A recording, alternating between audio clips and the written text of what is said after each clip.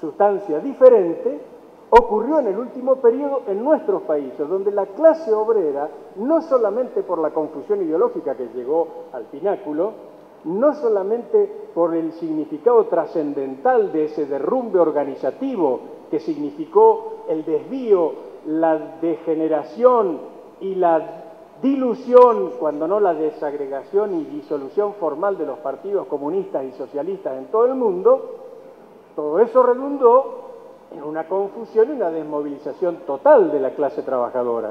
Pero además de eso había una razón: aquel que tenía trabajo era un aristócrata. Y digo era, porque eso se terminó, esa condición material para la sustentación de la parálisis política del proletariado de nuestros países, pero también del norte, desde luego, eso se terminó. La crisis financiera es solamente la expresión superficial de la crisis estructural. Y arranca ahora, arrancó ya, pero esto es solo el comienzo. Como decía antes, arranca la recesión.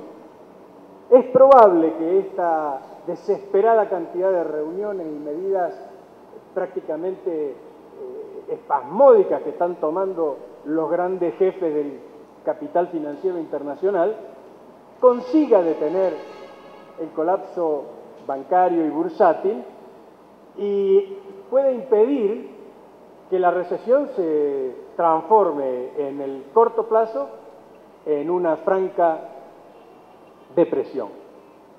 Pero es solamente una cuestión de tiempo. Si consiguen hacer eso, lo que consiguen es ganar tiempo. Y yo diría que hasta que no nos vienen mal que ganen un poco de tiempo.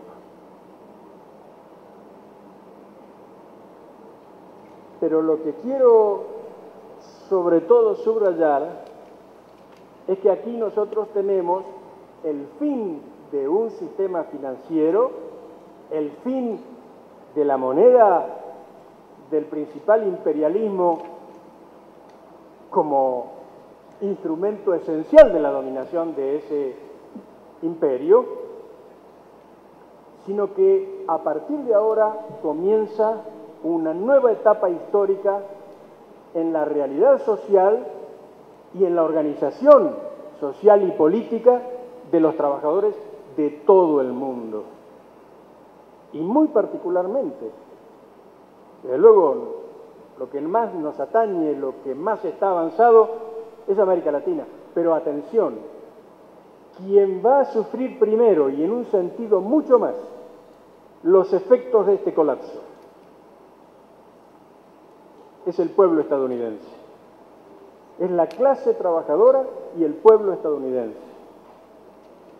Y el pueblo estadounidense, el proletariado estadounidense, tiene reservas históricas de organización y lucha muy grandes que van a reaparecer en la próxima etapa. Y no tengo la menor duda que una de las expresiones de esta crisis será, a corto plazo, la crisis política de Estados Unidos. El próximo presidente, no importa quién sea, va a asumir, después de una prueba de fuerza que todo el planeta pudo ver al trasluz, el presidente de Estados Unidos, los dos candidatos a presidente para el próximo periodo, el presidente y el vicepresidente de la Cámara Baja, el presidente y el vicepresidente del Senado pidiendo que se apruebe una ley y la ley no se aprueba. ¿Qué es eso? Es el anuncio de lo que viene. No van a poder gobernar. Y se abre el espacio extraordinario para la creación de una fuerza política de masas, un tercer partido en Estados Unidos que tiene antecedentes. Porque en situaciones críticas se generó un movimiento sindical que incluso buscó pasar al plano político, pero no lo consiguió. Ya estábamos en el deterioro, en la crisis política mundial resultante de la degeneración de la Unión Soviética. Y eso influyó en que efectivamente aquello que luego sería la FLCO no pudiese transformarse en partido. Desde luego, junto a una multitud de otros factores. Pero miren, ahora es una exigencia de la realidad que haya una nueva instancia política. Y en esa instancia política van a pesar los trabajadores y las propuestas anticapitalistas. Y yo quiero hacerles una pregunta a todos ustedes. Cuando esto comience, y ya se dan cuenta que no tengo duda de que va a comenzar, uno se puede equivocar, pero en mi caso yo no me equivocaría por poco, me equivocaría totalmente.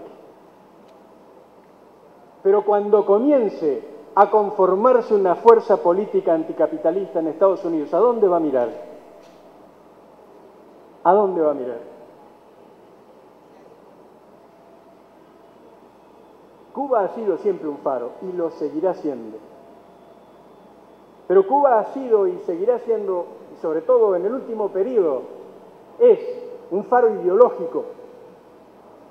Pero acá hacen falta respuestas políticas de cortísimo plazo, porque la magnitud, insisto, de la crisis social en Estados Unidos no tiene precedentes, salvo en el libro El talón de hierro de Jack London, cuya lectura hoy, o su relectura hoy, sería muy productiva. Yo estoy seguro de que el faro para esa lucha política va a ser la revolución bolivariana, va a ser Venezuela.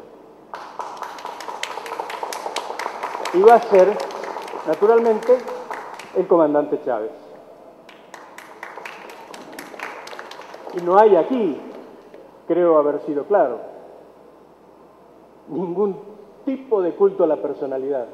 Hay un esfuerzo por interpretar una realidad y por prever cómo va a desarrollarse. La responsabilidad que tiene la revolución bolivariana hoy no tiene límites, porque precisamente del curso que adopte la constitución o no constitución de una fuerza política anticapitalista en Estados Unidos depende el mundo. Y eso depende en gran medida de Venezuela.